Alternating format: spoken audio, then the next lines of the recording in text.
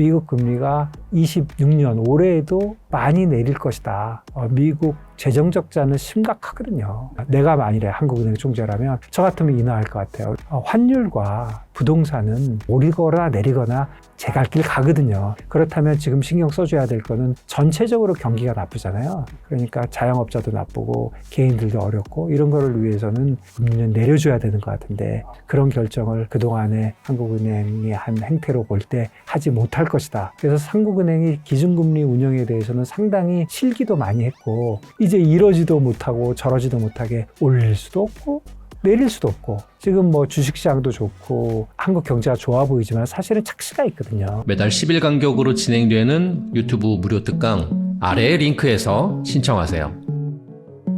예, 안녕하세요. 저는 김준성입니다. 만나 뵙게 돼서 너무 반갑고요.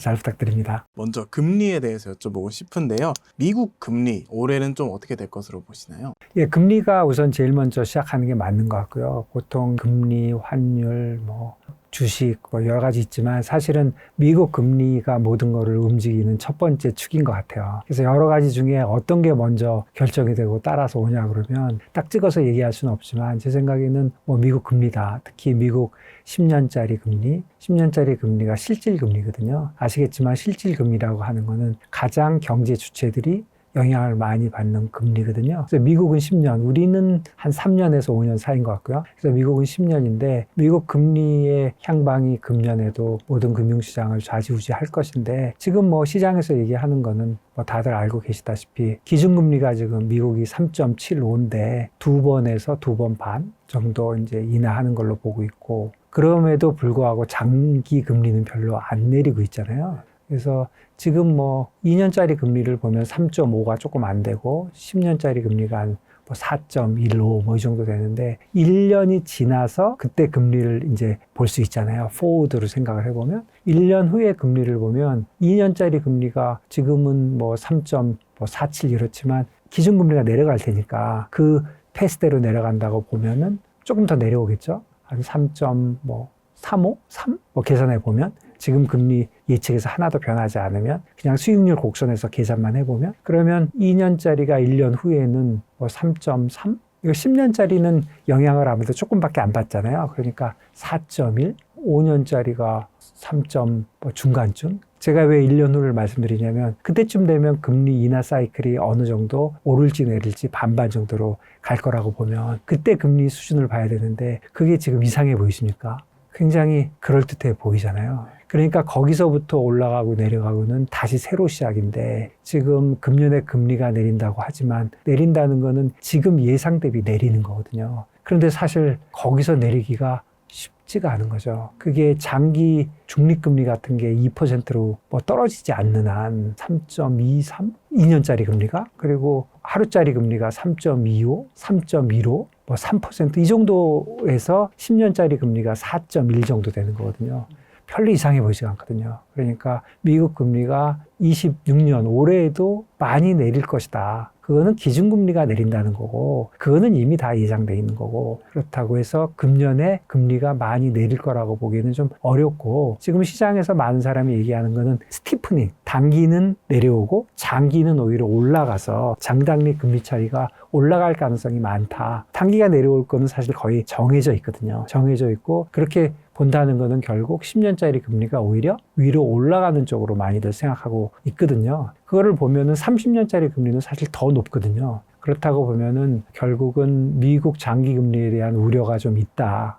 예를 들면 인플레이션이 지금 줄어들 거라고 생각하지만 인플레이션은 항상 예측하기가 좀 어렵고 그리고 장기 금리에 대한 우려는 뭐니 해도 미국 재정 적자는 심각하거든요. 어떤 형태로든 간에 해결을 한다고 하지만 그쪽 우려가 계속 있다면 미국 장기 금리는 우려가 있다. 그렇다고 보면 금년의 금리 전망까지라고 얘기할 건 없지만 시장에서 얘기하는 거는 스티프닝이 될 것이다. 이게 전체적인 의견이고요. 저도 거기에 그렇게 될 것 같다. 그런 생각이 듭니다. 그러면 투자자들은 좀 어떤 거를 눈여겨봐야 할지도 한 말씀 해주시면 좋을 것 같습니다. 10년짜리 금리가 되게 중요하고요. 10년짜리 금리는 그 자체로 채권 트레이딩을 하는 거에도 좋지만 10년짜리 금리가 오르고 내리는 거에 따라서 환율이라든가 주식이라든가 금이라든가 이런 거에 영향을 워낙 많이 미치기 때문에 저는 아침에 일어나서 딱 한 개만 볼 수 있다고 한다면 10년짜리 금리를 보고 싶거든요. 그러니까 10년짜리 금리의 움직임이 중요하다 이렇게 말씀드리겠습니다. 그럼 이제 미국 금리는 뭐 금리 인하 기조로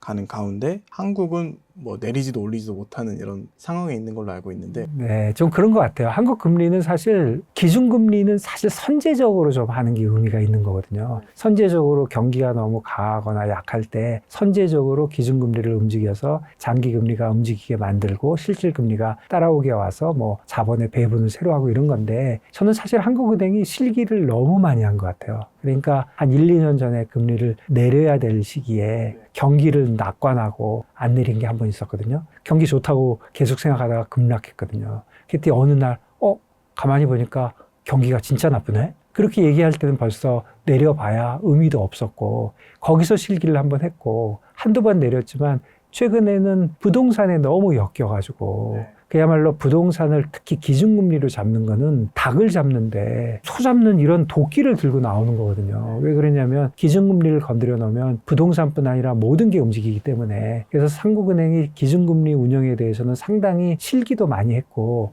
이제 와서는 이제 이러지도 못하고 저러지도 못하게 완전히 지금 말씀해 주신 대로 올릴 수도 없고 내릴 수도 없고 지금 뭐 주식시장도 좋고 한국 경제가 좋아 보이지만 사실은 착시가 있거든요. 수출 기업들이 좋아지는 거지 전체적인 경기 내려가고 있거든요. 26년이 25년보다는 좋아진다고 하지만 반도체 빼고 나면 그렇게 좋아지는지도 한번 봐야 되고요. 또 양극화가 계속 일어나고 있기 때문에 사실 크게 보면 기준 금리를 내려야 하는 시점은 맞는 것 같은데 내리겠습니까? 제가 보기엔 못 내릴 것 같아요. 첫 번째는 그놈의 부동산에 왜 한국은행까지 엮여 있는지는 모르겠는데 어쨌든 부동산을 혹시라도 금리를 내렸다가 부동산이 오를까봐 제 생각에 어차피 금년에 부동산 오를 것 같거든요. 특히 양극화가 일어나면서 뭐 강남에 있는 집값 이런 것도 오를 것 같아요. 그런데 어차피 오를 건데 한국은행이 내렸다가 오르면 또 너 때문에 올랐다 이런 얘기를 진짜 듣기 싫어하거든요. 한국은행이 상당히 정치적으로 좀 된 것 같아요. 또 환율도 제가 보기에 만만치 않거든요. 그러니까 한국은행이 이 눈치 저 눈치 보고 실기를 많이 해왔고 그래서 뭐 알 수는 없지만 이 다음 움직임은 상당 기간 그대로 가다가 오히려 오르는 쪽으로 갈 것 같거든요. 그래서 제 생각에 지금 한국의 3년짜리 금리가 한 2.9% 정도 되거든요. 그리고 미국은 아까 말씀드린 대로 2년짜리 3.47 정도 되니까 지금 한 50bp 정도 차이가 나는데 미국 2년짜리 금리가 내려가는 건 정해져 있는 거거든요. 기준금리가 내려가니까 내려올 것이고 우리는 올라가서 어쩌면 빠르면 금년 하반기쯤에는 역전이 될 수도 있다. 뭐 2, 3년 쪽에 그 단기 금리가 그런 생각이 들 정도로 그 미국 금리는 스티프닝, 단기 금리는 내려오고 장기 금리는 올라가는 쪽으로 지금 돼 있지만 국내 금리는 제가 보기에는 오히려 오르는 쪽으로 단기 금리, 장기 금리 모두 다 특히 장기 금리보다 단기 금리가 더 오르는 쪽으로 그런 쪽의 움직임이 있지 않을까 그런 생각이 듭니다. 그러면 좀 시장에 어떤 영향이 있는지도 좀 궁금합니다. 단기 금리가 오르면 우선 뭐 좋은 건 없는 거죠. 금리가 올라서 금융시장에 좋을 일은 없거든요. 주식에도 코스트 오브 펀드가 올라가는 거고 또 기업들도 차입 비용이 올라가니까 그러니까 경기엔 나쁜 거죠. 그런데 금리를 올리는 이유는 인플레이션을 잡거나 이런 건데 우리의 상황이 어려운 게 인플레이션이 올라가고 경기가 너무 좋아서 금리를 올리는 것이 아니라 인플레이션은 그런 대로 괜찮고 경기는 나쁘니까 내려야 되는데 말씀드린 대로 부동산 걱정에 환율 걱정 때문에 올리는 쪽으로 가게 되면 이거는 좋은 게 아니고 전체적으로 지난 기준금리에 실기를 한 것이 이런 좀 어려운 상황에 오게 된 것 같고요. 결국 예측을 해보면 올릴 수밖에 없을 것이고 올릴 거라는 예측이 나오기 시작하면 벌써 올라가기 시작하거든요. 실질금리는. 그러니까 한두 번만 내리지 못하면 다음은 올리는 쪽이다. 이런 쪽으로 시장이 뭐 컨센서스가 이루어지는 순간부터 2년짜리, 3년짜리 우리는 실질금리가 한 3년짜리 정도에 있거든요. 그러면 상당히 올라간다고 봐야 돼요. 그게 올라간다면 뭐 한미 금리가 한 2년, 3년 커브에서 역전이 되고 거기서 역전이 되면서 어떤 일이 벌어지고 근데 어쨌든 단기 금리, 실질 금리가 올라가는 거는 경기 전반에 대해서는 뭐 좋은 일은 아니다. 이렇게 생각을 하고 있습니다.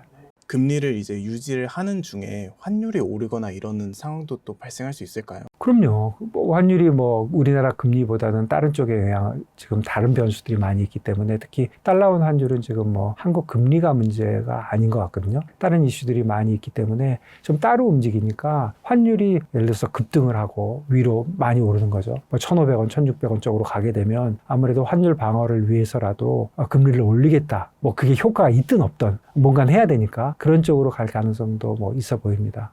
최대한 좀 선제적으로 금리 인상을 해야 한다고 보시나요?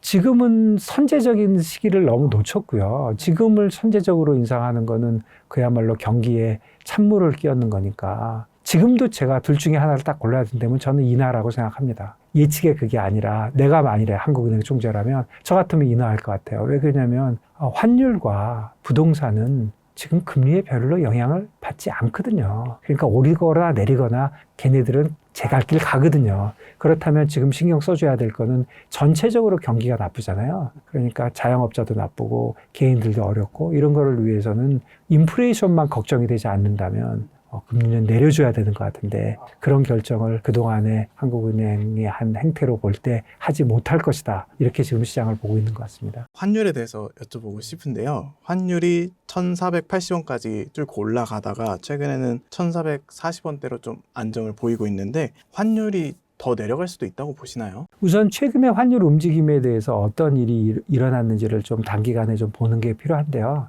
어쨌든 이후야 뭐든 간에 지난 4월에 한 1,350원에 있던 환율이 1,480원까지 일방적으로 올랐잖아요. 환율이 올라가는 건 사실 개인들의 삶에는 좋을 일이 없는 거거든요. 일단 자산이 줄잖아요. 대부분 다 한국에 자산을 갖고 있는데 자산도 줄고 그리고 또 물가도 올라가고 그러니까 좋지 않지만 사실 주식에 보면 꼭 나쁠 것도 없거든요. 우리나라 주식이 수출형 그런 기업들이 많이 있기 때문에 당장 삼성전자, 하이닉스는 뭐 말을 안 하고 있지만 환율 오르면 나쁠 일이 전혀 없는 거거든요. 그러니까 그런 쪽엔 좋고 또 수입업자들한테 나쁘고 이런 상황인데 어쨌든 환율이 그렇게 오르게 됐고 정부에서는 환율이 더 오르는 거는 좋지 않다고 생각을 해서 뭐 여러 가지 방안을 냈지만 잘 먹히지 않고 하니까 12월 24일인가요? 크리스마스 바로 전날 1,480원을 한국은행에서 대량으로 매도를 해서 1,450원까지 30원을 내리고 그리고 크리스마스 지난 다음 날 26일 날 다시 30원까지 밀었거든요.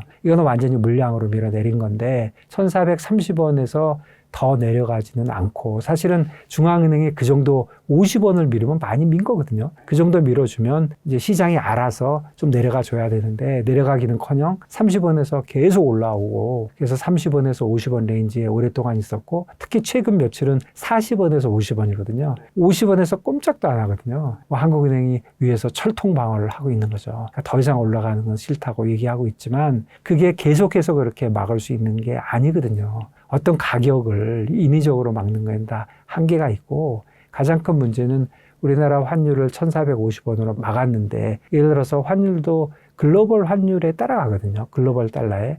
글로벌 달러가 오르고 내리고가 반반이라고 생각하면 이게 만일에 오르면 우리 흔히 보는 뭐 달러 인덱스 이런 게 며칠 동안 98에서 98.50 정도 올라갔거든요. 이런 것들이 계속 올라가면 이걸 따라 올리지 않고 그냥 가만히 있게 되면 결국은 달러하고 원화만 있는 게 아니잖아요. 그러면 옌 원, 뭐 유로 원 이런 게 깨지거든요. 예를 들어서 지금 옌 원이 925원쯤 있는데 이런 게 900원 밑으로 내려가 버리는 거죠.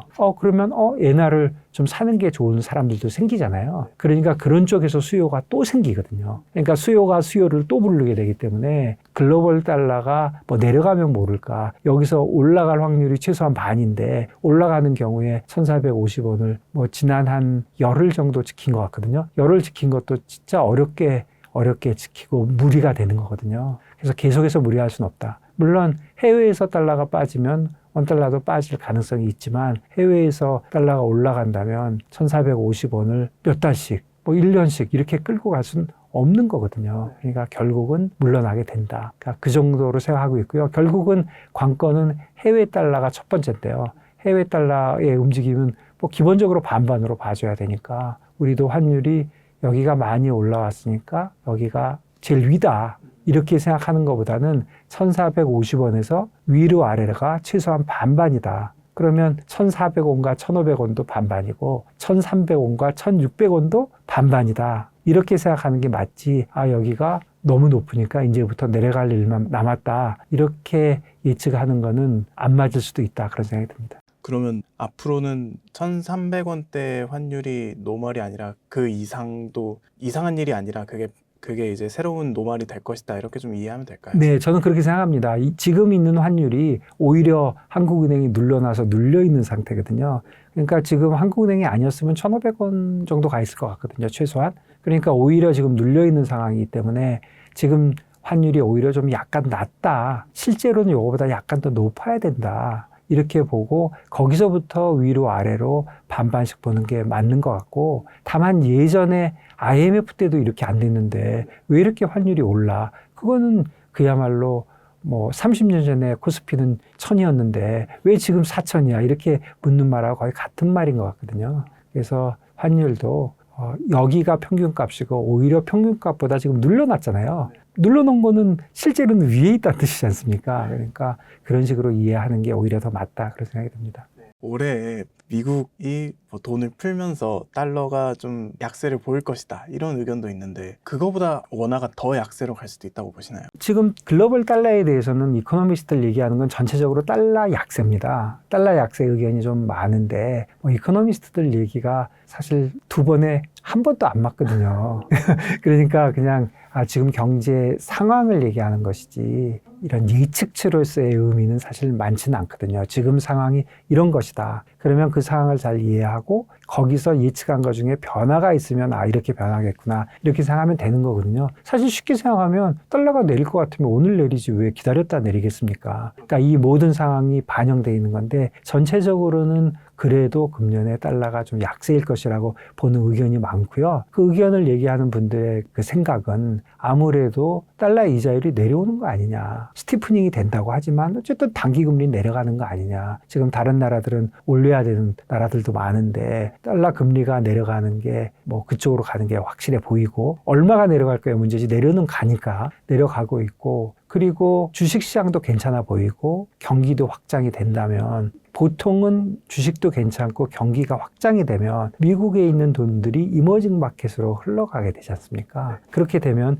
달러가 미국에서 이머징 마켓으로 또는 미국 외의 나라로 이렇게 흘러가는 게 아니냐. 그러니까 달러가 약세가 될 것이다. 이런 예상이 많지만 또 반대로 보면 예전과 다른 면은 이렇게 예상하는 거는 예전의 틀로 좀 하는 건데 제가 보기에는 조금 다르게 봐야 될 게 지금 사실 자금의 흐름이라는 게 작년에 지금도 그렇고 작년도 그렇고 지금 투자가 많이 되고 있잖아요. 특히 AI 관련된 투자가 뭐 엄청나잖아요. KPX가 많이 되고 있는데 AI에 관련된 투자가 많이 일어나면 그게 미국에서 될까요? 미국 외에서 될까요? 물론 미국 외에 데이터 센터를 진다든가 이런 건 좀 있을 수 있지만 그래도 대부분은 미국에 돼야 되는 것인데 그렇다면 이 환율은 뭐니 해도 수급이 첫 번째인데 돈이 미국으로 몰려 들어가고 있는데 약세가 될 수 있겠느냐. 그러니까 지금 예측한 거에다가 AI를 조금 접목해서 생각하고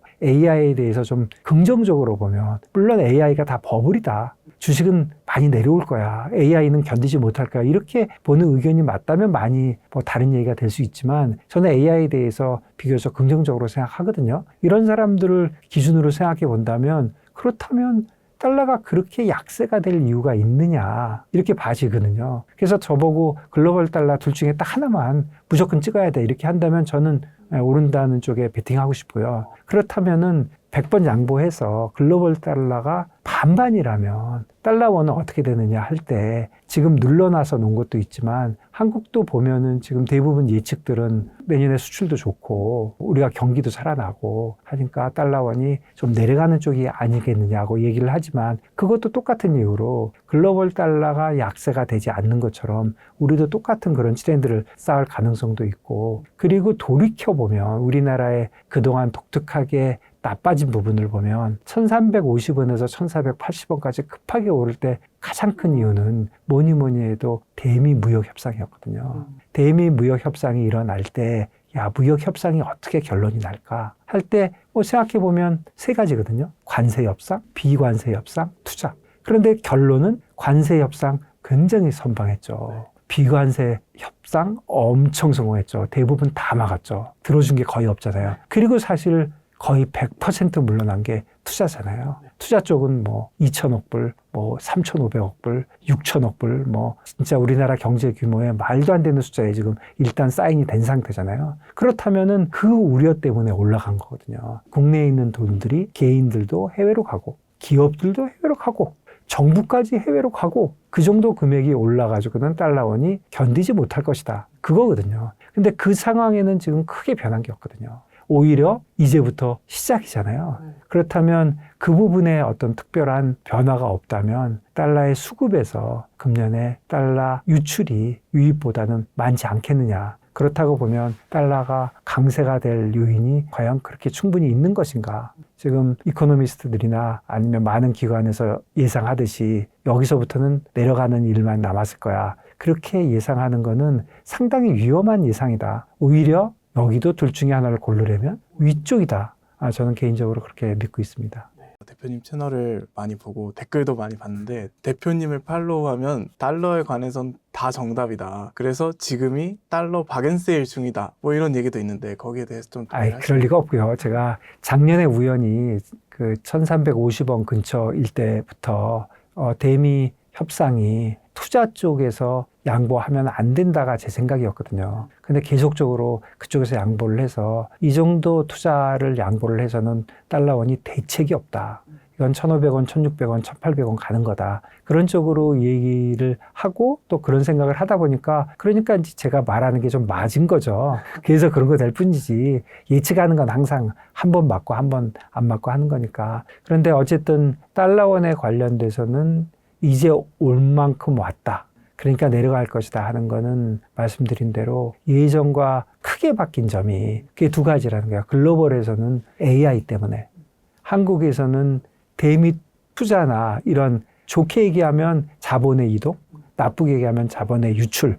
개인들도 해외로 자산이 옮겨가고 있잖아요. 이거는 제가 보기에 큰 추세인 것 같아요. 그리고 우리나라 개인들이 국내 자산 말고 해외 자산을 가지고 있는 비중이 뭐 일본이나 홍콩이나 이런 데 비해서 작아요. 그러니까 더 나가는 게 사실 더 맞고요. 그리고 개인 입장에서 보면 다양한 투자 해야죠. 국내에만 계속 투자하는 거는 장기적으로 맞지 않거든요. 그러니까 개인들은 맞는 방향으로 가는 거예요. 그리고 그 트렌드는 쉽게 못 바꿀 거고요. 그리고 그런 트렌드로 가는 거고, 기업들은 좀 안타깝지만 뭐 이런저런 이유로 뭐 트럼프가 목을 비틀어서 아니면 국내 기업들이 기업하기 좀 더 어려운 상황으로 자꾸 모든 제도들이 바뀌고 있어서 뭐 여러 가지 이유로 해외로 자꾸 나가고 있지 않습니까?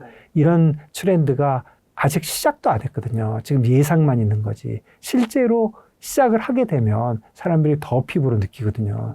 그래서 그런 것들이 해결되지 않는 한 글로벌에서는 AI가, 국내에서는 자본의 이동이, 이 두 가지 면을 조금 과소평가해서는 안 된다. 그런 생각이 듭니다. 최근에는 이렇게 해외로 자금이 이동하다 보니까 정부에서 그걸 좀 막으려고 해외 주식 양도세 한시 면제한다고 그런 정책을 또 내놨는데 그게 좀 실효성이 있다고 보시나요? 그 부분은 제가 아주 강한 생각을 가지고 있는데요. 이거는 이렇게 계획하신 분이 약간의 오해가 있지 않았나, 저는 그런 생각이 듭니다. 결론만 얘기하면 거의 효과가 없을 거고요. 한번 차분하게 생각을 해보면 지금 정부의 생각은 이걸 하면 한 10% 정도는 해외 투자가 국내로 들어오지 않겠느냐. 저는 그거는 맞을 것 같아요. 그거는 맞을 것 같은데, 그럼 5천만 원으로 나누고 계산을 해보면 한 50만 구자 정도 됩니다. 10%만 들어오면. 그럼 50만 구자면은 5천만 원이 맥시멈이니까 한 25조 됩니다. 그럼 25조가 서울로 들어오겠구나, 이런 생각을 하는 건데, 그럼 25조가 들어오게 되면 과연 그 감세해 주는 금액은 얼마 되나 계산을 해보면 이게 꽤 됩니다. 왜 그러냐면 해외에 투자한 사람들이 자기가 갖고 있는 것 중에 제일 많이 오른 거를 고를 거잖아요. 그러면 100% 넘는 게 꽤 있을 거거든요. 그래서 100%가 좀 넘는다고 보면은 제 계산으로는 한 3조?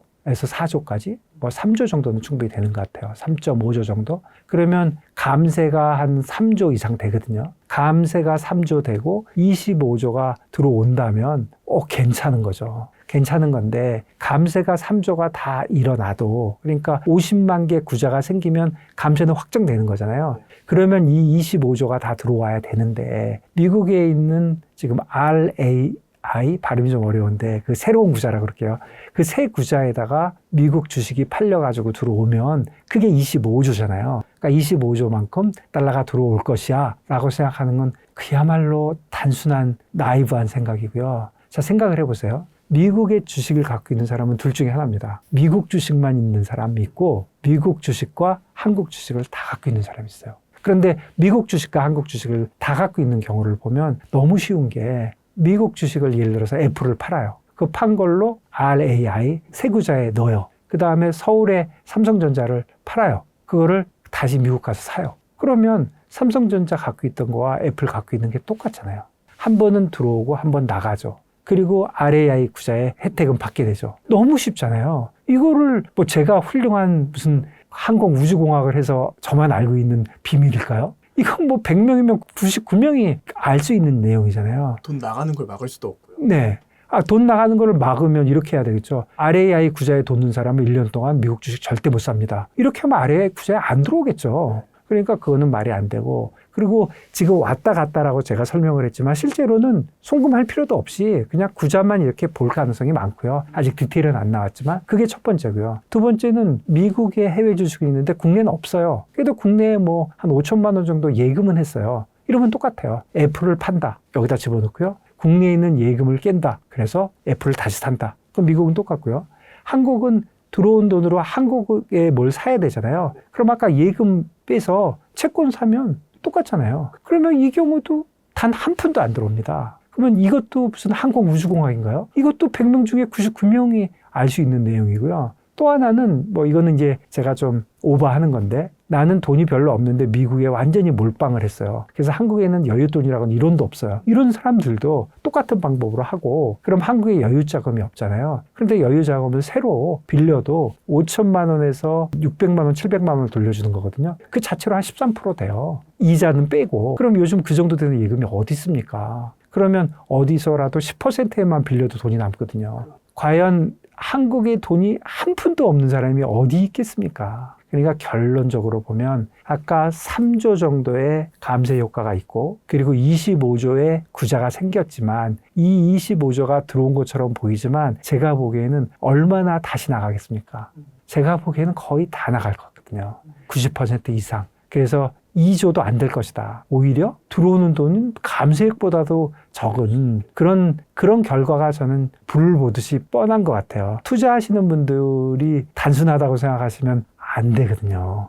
이분들이 무슨 편법을 하는 게 아니라 내 구자에 돈이 왔다 갔다 하는데, 아니 10분만 생각해보면 답이 나오는데, 그러니까 나는 포트폴리오를 바꿀 생각은 없어. 그렇지만 정부가 한 700만 원 준다는데 그걸 안 할 필요도 없는 거잖아요. 예를 들어서 누가 공짜로 쿠폰 주잖아요. 한 5천 원 주면은 귀찮으면 안 가는데 5만 원만 돼도 줄 습니다.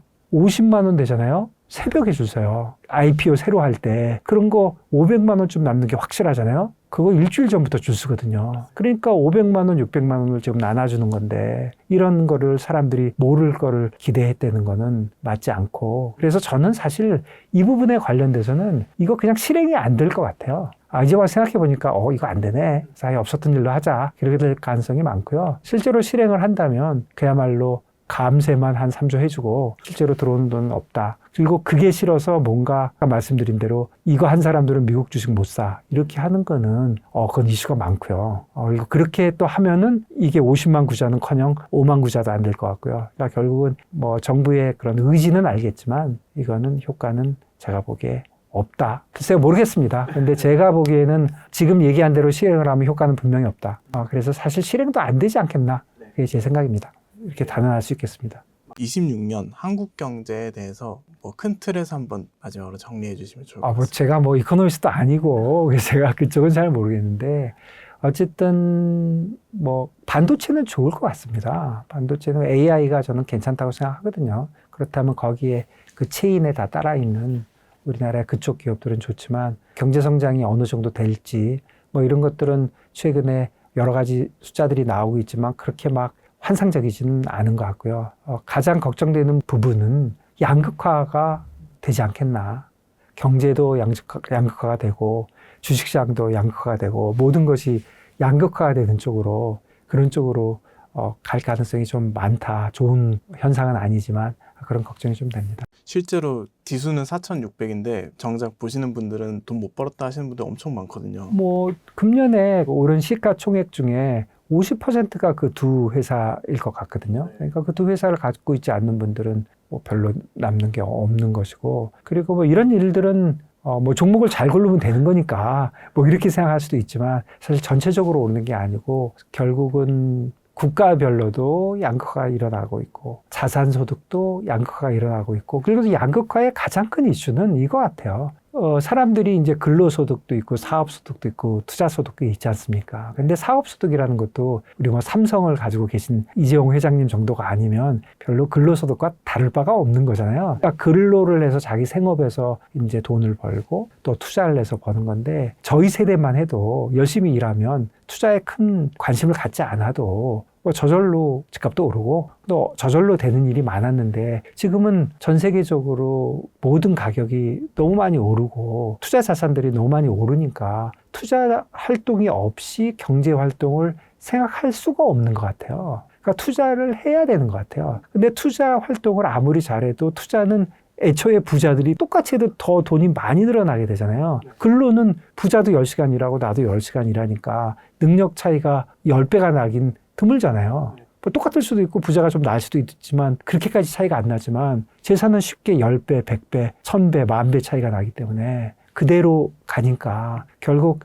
투자 활동이 경제 활동에서 뺄 수 없는 시기로 가고 있는 거는 팩트인 것 같고요. 그러면 결국은 투자도 잘 해야 되고, 그러니까 그런 쪽에 대해서 조금 더 예전보다는 더 관심을 갖고, 투자는 안 해도 된다, 열심히 일만 하면 된다, 이런 쪽으로 생각하는 것보다도 또 투자는 좋은 종목 하나 골라서 30년 동안 들고 가면 된다, 그런 쪽보다는 조금 더 좀 다양한 생각을 할 필요가 있다, 그런 생각이 듭니다. 개인 투자자라면 결국 뭐 나라가 잘 사는 것보다 내가 잘 사는 게 더 중요하니까, 그렇다고 본다면 한국에 있는 것보단 미국이 더 확률이 높을 것이고, 뭐 작은 것보다 뭐 저는 뭐 국가는 모르겠고 나만 잘 살면 되는데 거기까지 안 가더라도 그냥 투자는 좀 다양하게 하는 게 맞는 것 같습니다. 투자를 한 종목에 몰빵하는 거는 뭐 여러분들 뭐 투자해 보신 분들은 다 알잖아요. 한 종목에 몰빵하는 게 큰 돈을 버는 거는 그게 맞아요. 제일 많이 오른 거에 몰빵해야지 뭐하러 여기저기다가 분산을 합니까? 그런 것처럼 우리가 투자라고 하면 대부분의 머릿속에 들어있는 게 국내 주식의 종목을 고르는 거, 그 다음에 부동산을 사는 거, 이 정도에 아직 많이 있는 것 같아요. 제가 은퇴하기 전에 나름대로 증권사 사장을 오래 했거든요. 증권사 사장할 때 보면은 모든 만나는 사람의 첫 번째 질문이 다 하나입니다. 어떤 종목 좋아요? 이거거든요. 뭐 제가 알지도 못하지만 투자라고 하면 좋은 종목을 고르는 거에 굉장히 국한돼 있거든요. 그런 투자가 나쁘다는 건 아닌데 어떻게 모든 사람이 거기에만 잘할 수가 있습니까? 그러니까 국내 주식을 종목을 픽업해서 사는 그런 투자도 있지만, 국내 주식에서도 우선 주식 인덱스를 할 수도 있고, 또 뭐 사는 것만 하지 않고 파는 것도 할 수 있고, 또 국내 주식만 전 세계적으로 우리나라가 금년에 제일 좋았잖아요. 그렇지만 앞으로 50년 동안 제일 좋을 가능성은 없잖아요. 그러니까 다양한 투자를 해야 되고 지역적으로도 해야 되고, 또 주식만 하지 말고 채권도 하고 외환도 하고, 작년에는 사실 원자재들이 더 많이 올랐거든요. 또 올해 더 많이 오른다는 보장은 없지만, 그래서 다양하게 투자를 해야지. 그리고 투자는 자기가 모르는 곳에 할 게 아니라 자기가 익숙한 곳에 하면 되거든요. 워낙 다양하게 투자할 수 있기 때문에. 그러면 어떻게 대한민국에 있는 모든 투자가분들이 주식 종목 고르기에만 더 특화되어 있는지는 모르겠거든요.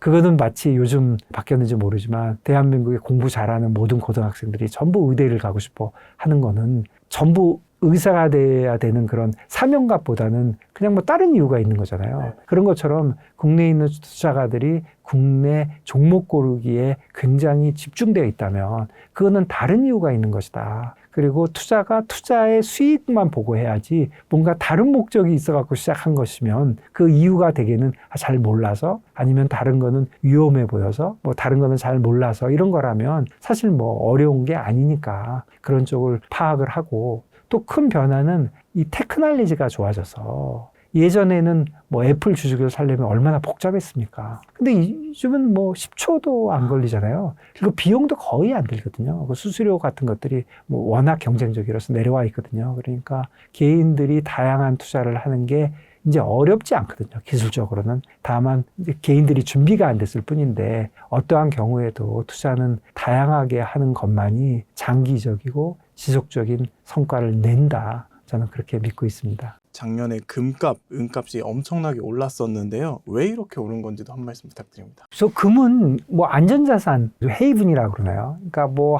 세상이 시끄러우니까 1등 공신은 제가 보기에 트럼프 같고요. 트럼프가 뭐 관세가 어쩌고 하도 난리를 치니까 결국 결과적으로 그런 거에 의해서 주식이 영향을 별로 받지는 않았거든요. 물론 주식이 한 뭐 미국 주식이 뭐 16%, 19% 올랐다면 그거보다 더 오를 거를 뭐 이것 때문에 못 올랐다고 얘기할 수도 있지만 전체적으로 올랐지만 금은 쪽으로 많이 움직이게 만든 거는 돈도 많이 풀리고 재정 적자 계속 나라마다 늘린다고 하고 국가들끼리 자꾸 싸우고 무역 전쟁이 일어나고 그렇다고 보면 안전자산으로 가야 되는 거 아닌가. 그런 게 첫 번째였던 것 같고요. 그러다 보니까 움직이게 됐고 또 좀 작은 문제일 수도 있는데 그 무역 가지고 관세를 자꾸 때린다고 하니까 해외에 있는 금들이 미국으로 올 때 관세를 받는 거 아니야? 이런 이슈들이 좀 있었습니다. 런던에 있던 금은들이 그거 미국에 금 모자라는 거 아니야? 뭐 이런 얘기가 있으면서 금은이 막 피지컬리 막 움직였거든요. 그리고 또 일부에서 말씀드린 대로 개인들이 금에 대한 투자, 은에 대한 투자하는 상품들이 많이 늘어났어요. 모든 일들이 테크놀로지가 좋아지니까 ETF도 많이 생기고 선물도 있고 뭐 너무나도 이피션트하게 투자할 수 있게 되니까 사람들이 내가 꼭 주식만 사야 돼? 금, 은 이런 거 사도 되는 거 아니야? 이런 생각을 하게 된 것이고 또 금, 은에 대해서 나름대로 뷰가 있는 사람도 있잖아요. 뭐 금은방을 하신다든가 뭐 내가 은에 관련된 산업을 했다든가 이런 분들이 또 개인들이 많이 들어오고 하면서 금은이 그야말로 작년에 주식이 많이 올랐지만 승자는 금은이었거든요. 금이 한 70% 정도 오른 것 같아요. 은은 3배 됐거든요. 그러니까 뭐 금은을 뭐 얘기 안 할 수가 없는 거죠. 국내에서도 금은빵 뭐 난리 나고 했잖아요. 그러니까 그게 우선 첫 번째 이유 같고요. 그런데 금 쪽을 보면 간과할 수 없는 게 중앙은행들의 외환보유고입니다. 외환보유고가 사실은 금의 비중이 한 15% 정도 보통 된다고 하거든요. 외환보유고로 금들을 많이 가지고 있는데 문제가 생긴 거는 몇 년 전에 러시아하고 우크라이나하고 전쟁이 났을 때 미국에서 러시아가 갖고 있는 외환보유고 달러를 그냥 막아버렸어요. 저는 개인적으로 그거 옳지 않다고 생각합니다. 아무리 전쟁을 해도 상대방이 급할 때 쓰려고 놔둔 돈을 내 적국이라고 못하게 한 거잖아요. 그것 때문에 달러가 사실 역풍을 맞은 거거든요. 그거를 보고 나니까 미국하고 친하게 안 지내는 국가들은 이러다가 달러로만 갖고 있으면 안 되겠네. 이게 문제가 되겠네. 그러니까 외환보유고를 달러에서 다른 쪽으로 좀 바꿔야 되겠네. 그러니까 달러에서 유로화로도 좀 가고 했지만 유로화는 또 유럽이나 미국이나 뭐 비슷하잖아요. 그러니까 제일 많이 간 게 위안화였습니다. 중국 위안화. 중국 위안화로 좀 가져가면 되겠네 해서 많이 갔거든요. 문제는 중국입니다. 중국은 자기 외환보유고를 위안화로 할 수는 없잖아요. 그러니까 중국 입장에서는 초이스가 별로 없어졌고 그런데 마침 중국이 금 보유량이 외환보유고에서 차지하는 비용이 뭐 4%에서 5% 정도 상대적으로 낮았어요. 지금 한 9% 정도 된다고 하거든요. 그러니까 많이 산 거예요. 그동안. 그런데 앞으로는 어떨 것 같냐면 앞으로 또 살 것 같잖아요. 그러니까 미국하고 중국이 어느 날 이제 앞으로 친하게 지내. 뭐 관세 같은 거 없는 일로 하고 뭐 이런 분위기로 가지 않는 한 중국이 계속 살 것 같잖아요. 그러니까 실제로 사는 것도 중요하지만 앞으로 계속 살 것 같잖아요. 이런 게 사실 시장의 가격을 움직이게 하는 거거든요. 그래서 중국이 하루아침에 다 살 수는 없지만 앞으로도 계속 살 것이다. 그게 깔려 있기 때문에 금이 저는 많이 올랐다고 생각하거든요. 금이 많이 오르다 보니까 은은 반반이에요. 금의 성격, 그러니까 안전자산의 성격도 있지만 또 산업재의 성격이 있거든요. 그런데다가 은의 수급에서 뭐 여러 가지 해프닝이 많아가지고 뭐 은은 한 3배가 됐지만 뭐 은까지는 좀 어렵다고 봐도 금을 보게 되면은 그런 면에서 많이 올랐고 또 내년에는 전체적으로 경제가 좋아지면 원자재 중에서도 귀금속이 아니라 산업재 쪽에서 뭐 구리나 알루미늄 같은 게 좋아지는 거 아니냐 그런 얘기도 있고 또 맞는 얘기 같기도 하고 그다음에 예전처럼 뭐 국제 협조가 거의 안 되잖아요. 뭐든지 나의 무기가 조금만 되면 너 안 팔아 이런 식이잖아요. 지금 분위기가 이런 식으로 간다면 그런 거에 영향을 미칠 거는 사실은 원자재잖아요. 그러다 보니까 뭐 금년에도 원자재가 글로벌 주식을 앞지르고 또 한 번에 자산이 될 것이다. 이런 예측도 있는데 저는 개인적으로 거기까지는 내가 모르겠는데 개인들이 주식, 채권이 보통 갖고 있는 포트폴리오였다면 최소한 10%는 원자재가 들어가야 된다. 금은, 구리 얘기했지만 사실 또 하나 큰 게 있거든요. 원유.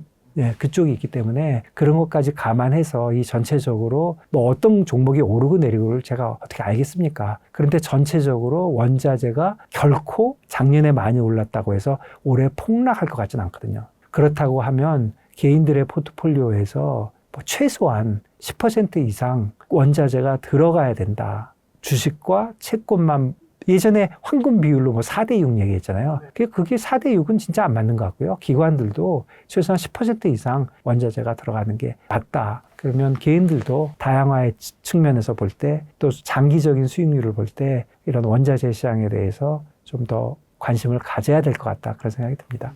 대표님도 금이나 은 쪽에 포트폴리오 분산을 해두신 상태인가요? 네, 저도 똑같은 생각으로요. 저도 주식과 채권, 뭐 외환 이런 쪽으로만 해서는 분명히 문제가 있다 이렇게 생각을 해서 저도 제가 한 30년 정도 기관에서 트레이딩 했는데 제가 원자재 쪽을 그렇게 많이 하진 않았어요. 제가 오히려 트레이딩 헤드가 됐을 때 밑에 이제 트레이딩 하는 분들을 이렇게 보고 뭐 잘하면 잘한다 그러고 못하면 야 넌 그것도 그렇게밖에 못하냐 이렇게 했지만 제가 실제로 해본 건 아니거든요. 근데 원자재 트레이딩이 이게 많이 움직이고 그래서 이게 만만치가 않거든요. 그래서 개인들이 접근하기가 쉽지 않은데 그런데 요즘 많이 달라진 게 우선 접근성은 너무 좋아졌고요. 비용이 뭐 굉장히 싸고요. 그러니까 예를 들어서 금이 오를 것 같다고 골드바를 사거나 종로 3가 금은방에 가는 거는 진짜 죄송한데 진짜 하수들이 하는 그런 투자고요. 그거는 뭐 여러 가지 리스크가 많습니다. 뭐 돈도 많이 왔다 갔다 해야 되고 또 국내에 또 프리미엄까지 붙어 있잖아요. 그런 것까지 해야 되니까 뭐 그게 좋아서 일부러 하는 건 모를까. 또 사자 팔자의 격차도 많이 있고 사실 뭐 금 ETF라든가 금 선물이라든가 이런 거는 거의 비용 자체가 거의 제로라고 보시면 됩니다. 너무 싸서. 그러니까 그런 거에 이제 좀 관심을 갖고 해서 저도 특히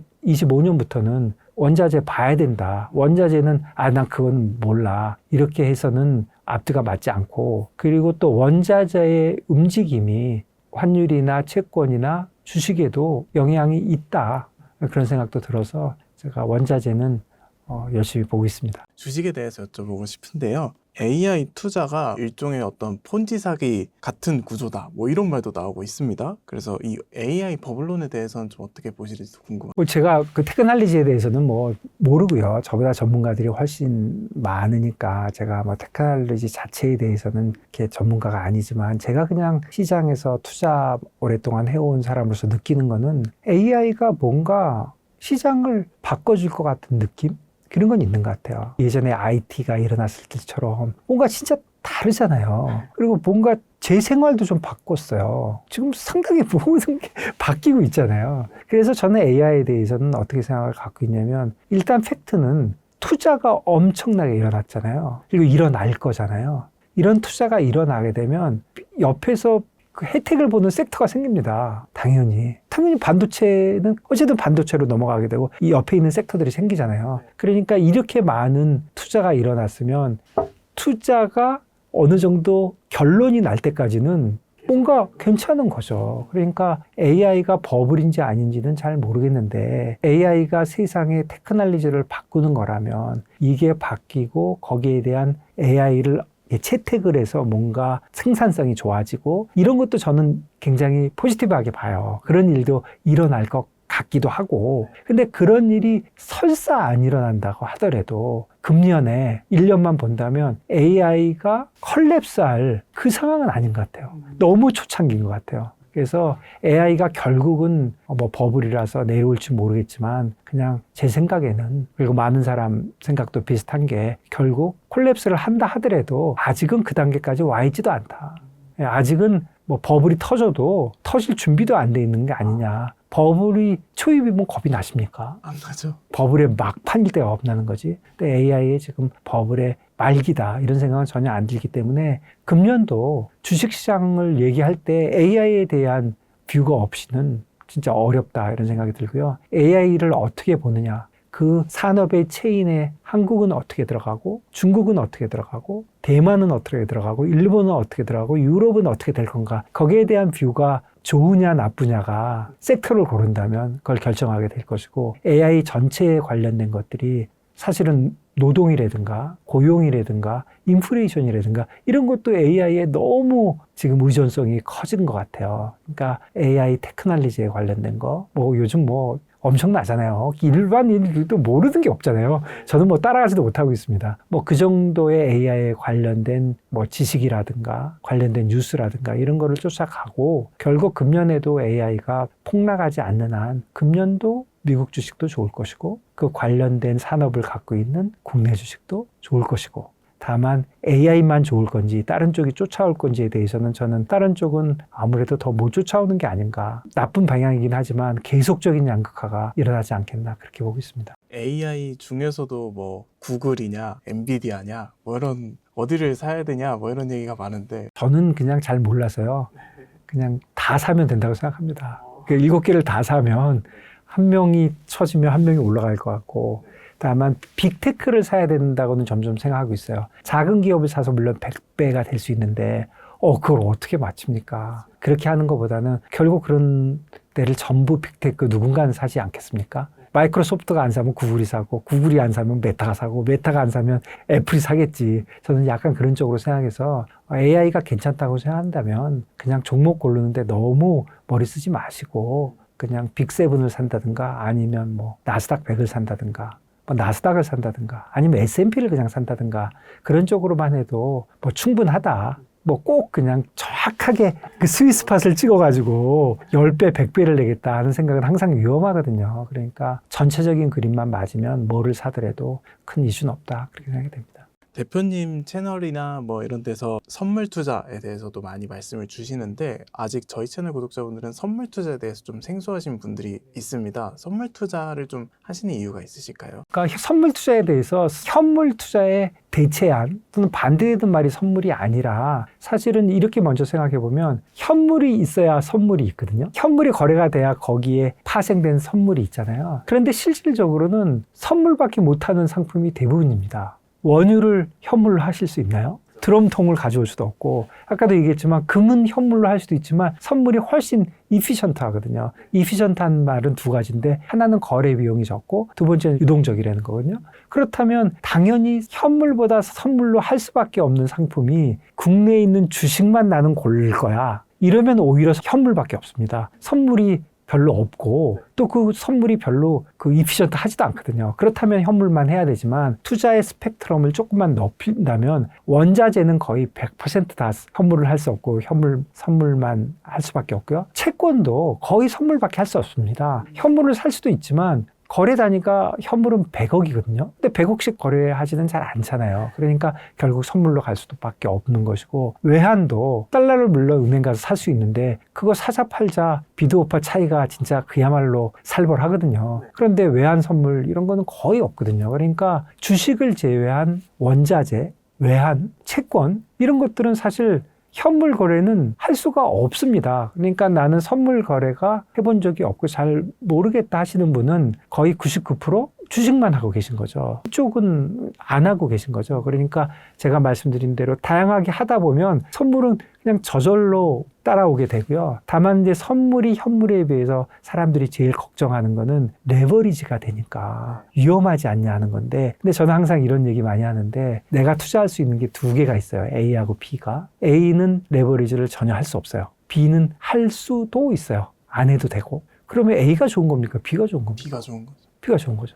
이게 현물과 선물이거든요. 근데 사람들이 선물은 진짜 안 돼 하는 이유는 이런 거죠. 이해는 됩니다. 내가 1억 원이 있어요. 내가 삼성전자를 사면 삼성전자 10만 원이라고 치면 10주 살 수 있잖아요. 그런데 삼성전자가 8만 원이 됐어요. 그러면 속은 상하지만 내가 할 수 있는 방법이 아무것도 없죠. 스탑로스를 하거나 뭐 아니면 할 방법이 없잖아요. 그런데 선물로 삼성전자를 사게 되면 1억어치를 사는데 돈은 1,000만 원밖에 안 들어가거든요. 그러니까 9천만 원 있어요, 내 주머니에. 그런데 이게 8만 원이 됐어. 그럼 좀 더 사볼까? 더 살 수가 있거든요. 레버리지가 가능하니까. 그러니까 더 사요. 그러다 내려와서 30%밖에 안 내렸는데 전액이 다 없어지게 되는 거죠. 현물 샀던 사람은 7만 원까지 내려왔다 20만 원이 돼서 돈을 버렸는데 현물은 7만 원이 갈 때 돈이 다 날아가 버린 거죠. 자, 그러니까 이쪽이 이쪽보다 위험하다. 이렇게 얘기하는 건데 잘 생각해봐야죠. 이거는 개인의 리스크 관리의 문제지 상품의 문제가 아니고 나는 결국 현물만 하겠다고 주장을 하는 거는 나는 나 자신을 못 믿어. 난 리스크 관리가 안 되는 사람이야. 이렇게 얘기하면 제가 조금 더 공격적으로 얘기하면 리스크 관리가 안 되는 사람은 현물도 하지 말으셔야 됩니다. 리스크 관리가 안 되는 분들은 투자를 하지 않으셔야 돼요. 투자하시는 분들은 반드시 리스크 관리를 해야 되거든요. 제가 좀 공격적으로 얘기하면 그렇게까지 얘기할 수 있는 거죠. 그러니까 선물은 뭔가에 선택하는 게 아니라 다양한 투자로 가게 되면 자연스럽게 오는 것이고, 그리고 제가 분명히 말씀드리고 있는 거는 어렵지도 않고 위험하지도 않습니다. 관건은 리스크 관리에 있는 거고, 리스크 관리라는 측면은 현물이나 선물이나 같은 것이지, 다만 유일한 나쁜 점이라고 할까, 그거는 현물에 있으면 대책이 없는데 선물은 항상 뭔가 나한테 새로운 거를 제시해 주잖아요. 그러니까 그게 더 나쁜 것이다. 이렇게 얘기하면 제가 드릴 말씀이 별로 없긴 하지만, 그래서 선물 투자로 가는 거는 제가 선물을 투자해야 된다는 쪽으로 가는 게 아니라 다양한 투자를 하다 보면 그냥 방법이 없는 거죠. 달러엔 투자하는데 뭐 다른 방법이 있나요? 은을 투자하는데, 알루미늄을 투자하는데 선물 외에 현물 투자는 방법이 없잖아요. 그래서 투자가 다양하게 이루어지면서 현물 투자에서 선물 투자 또는 거기에 관련된 다양한 파생 상품으로 넘어가는 거는 자연스러운 현상이다. ETF도 불과 10년 전에 별로 없었습니다. 그것도 어떻게 보면 파생 상품이잖아요. 직접 사는 게 아니고 어떤 인덱스를 사는 거잖아요. 그러니까 이런 게 쭉 넘어가는데, 사실 조금 공부를 해보면 선물 시장이라는 게 굉장히 효율적인 시장이구나. 가장 효율적인 시장이구나. 그런 건 이해가 되거든요. 그러니까 리스크 관리와 선물 시장의 위험성과 이런 거는 좀 구별을 해야 된다. 그런 말씀 드리겠습니다. ETF 투자도 말씀 주셨는데, 초보자들이 투자하기에 ETF 상품이 조금 더 접근하기 괜찮다고 보시는 건가요? 그렇죠. 근데 사실 초보라는 개념도 투자의 초보가 어디 있습니까? 뭐 투자에는 그야말로 꾀평도 없고 뭐 아무것도 없지 않습니까? 그리고 투자에 무슨 대가라고 뭐 더 많이 맞춥니까? 예를 들어서 저는 30년 기간에서 투자했고 그 이후에 10년에 40년 투자했고요. 4개월 투자하신 대학교 졸업하신 분이 계신다고 하는데 둘이 뭔가 사고 팔았습니다. 제가 맞힐 가능성이 더 높은가요? 이론상 똑같죠. 예, 이론상도 같고 실제로도 같거든요. 그러니까 사실은 그런 건 아니고 경험이 쌓이면 그 상품에 대한 이해력이 좋기 때문에 저는 맞힌다기보다는 항상 리스크 관리가 조금 더 잘 된다. 요럴 때는 많이 빠지던데? 뭐 이런 경험이 좀 있을 수 있는 거죠. 그렇지만 오르고 내리고를 맞추는 거에는 누가 더 재주가 좋을지는 사실 모르는 거거든요. 그렇다고 보면은 결국은 초보 투자라는 분들도 처음 투자를 해서 경험이 없는 것이지, 그 상품을 고르는 데 있어서 현물은 쉽고 ETF는 조금 더 어렵고 선물은 더 복잡한 것이 아니라 여러 가지 지금 가판에 상품이 있는데 이 중에 내가 고르는 것이고, 그리고 선물을 할 때는 현물을 해본 사람이 한다는 것도 맞지 않는 말인 게, 우리 지금 대학교 갓 나오신 젊은 투자가분들이 주식은 한 번도 안 해보고 비트코인만 하신 분들도 있으시거든요. 그게 뭐 잘못된 건가요? 저는 잘못되다고 생각 안 하거든요. 그런 것처럼 현물은 한 번도 안 하고 선물만 할 수도 있는 거거든요. 주식을 한 사람이 외환을 하는 게 아니고, 나는 평생 주식은 안 했는데 외환만 했어. 나는 평생 주식 채권은 안 했는데 나는 금 투자만 했어. 얼마든지 가능하거든요. 그러니까 기존의 생각의 틀에 얽매이지 말고 다양하게 생각해 보면 세상에 이런 상품이 있는데 내가 여기만 계속 볼 필요는 없는 거거든요. 그렇다고 넓게 본다면 ETF가 이해하기가 선물보다 쉬운가? 제가 보기에는 하나는 9분 걸리고 하나는 10분 걸릴 것 같은데요. 예, 비슷비슷한 거고, 다만 리스크의 관점에서 한 종목을 사는 게 사실 가장 리스크한 거거든요. 제일 많이 움직이니까. 그러니까 예를 들어서 애플 하나를 사는 거 하고 M7 7개를 사는 거하고 나스닥 100을 사는 거하고 S&P를 사는 거로 생각해 보면 똑같은 금액을 투자했다고 생각하면 일로 가면 갈수록 리스크하죠. 애플이 더 많이 움직이겠죠. 변동성도 이게 큽니다. 당연히 종목이 여러 개니까. 그런 것처럼 한 종목을 사는 것보다 ETF는 되게 뭔가 인덱스를 사는 거니까. 그러니까 그런 면에서는 줄어들었고, 그 다음에 얘기한 대로 금을 살 방법이 없으니까 ETF를 사고, 뭐 이런 건데, 지금 얘기한 대로 ETF를 사면 이게 일종의 현물이거든요. 그러니까 내가 100원이 있으면 100원어치밖에 못 사요. 물론 ETF 안에 3배 뭐 레버리지 이런 게 있는데, 우선 잠깐 점프해서 말씀드리면 그런 거 사실 필요는 없는 것 같아요. 그 3배 레버리지 하는 데는 반드시 수수료가 들어있거든요. 반드시 만만치 않습니다. 그 다음에 인볼스 있잖아요. 내려가면 좋은 거. 거기도 수수료가 꽤 있습니다. 그래서 저는 그냥 1대1 ETF는 모르겠는데 곱하기, 그 다음에 거꾸로, 이거는 저는 기본적으로 반대합니다. 그거를 하실 분들이면 무조건 선물로 와야 돼요. 물론 ETF는 있으나 선물은 없는 경우도 있는데 그런 경우 거의 없거든요. ETF를 하시는 분이라면 선물은 종목 따라 다르지만 주식이면 10배 정도 레버리지 되거든요. 채권이면 50배 됩니다. 물론 레버리지는 나의 선택이니까 주식을 ETF로 3배 레버리지를 하고 싶으면 선물에 와서서 10배까지 레버리지 할 수 있는데 내가 그냥 3배만 하면 됩니다. 그러면 거의 수수료는 뭐 비교가 안 되거든요. 그리고 ETF에 숏을 가실 거면 선물에 와서 숏을 가시면 됩니다. 그런데 내가 갖고 있는 걸 다 가지 말고 리스크 관리를 해서 하면 되는 거고. 그러니까 ETF 상품의 거의 90% 이상이 선물에 있거든요.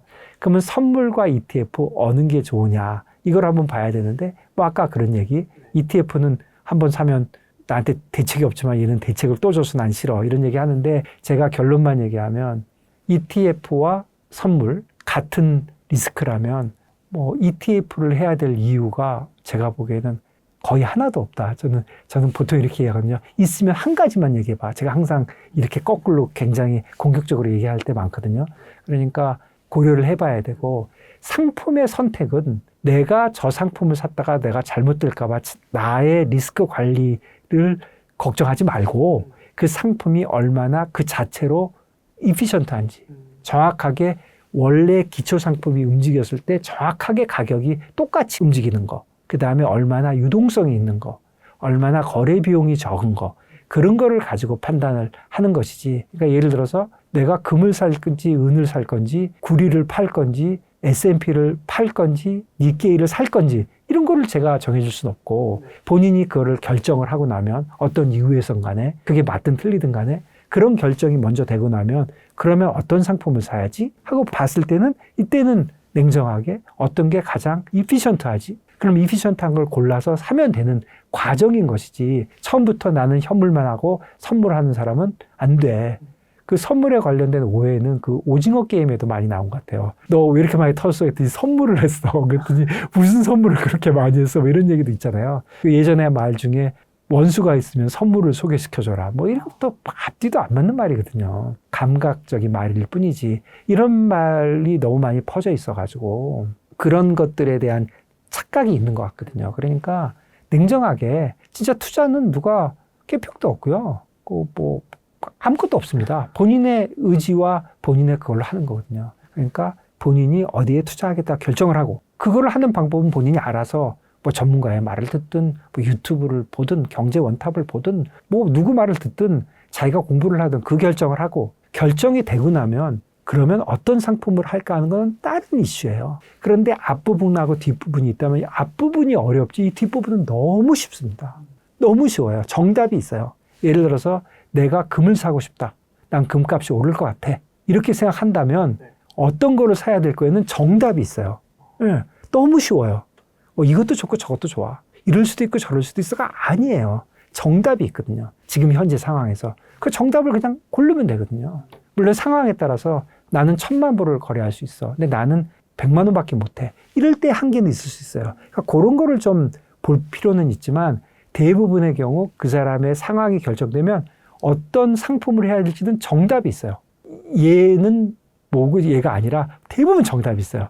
그런데 이거를 결정하는 거는 아주 쉬워요. 이 파트는 아주 쉽고 아무 책이나 책 한 권만 읽어도 아니면 제가 만든 유튜브 몇 개만 봐도 이건 너무 쉬워요. 어려운 대목은 이쪽이죠. 금값이 오를까? 삼성전자가 내려갈까?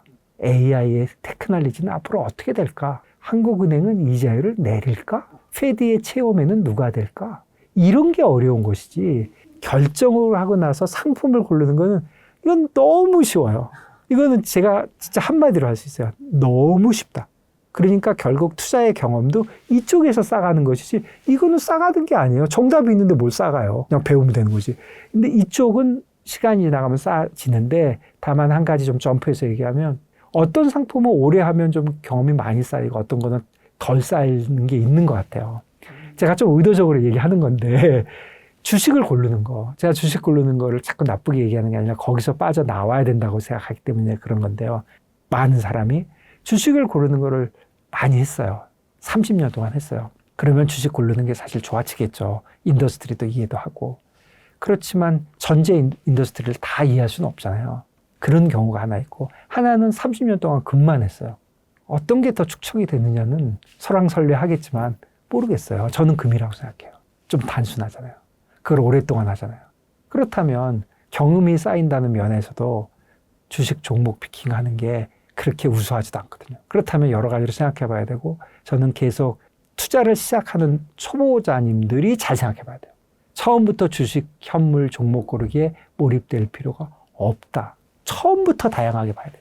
처음부터 다양하게 보고 거기서 시작을 해봐야 된다. 처음에 주식, 현물 투자를 하고 시간이 늘면 선물을 하고 선물이 늘으면 옵션을 하고 이게 아니 되는 거예요.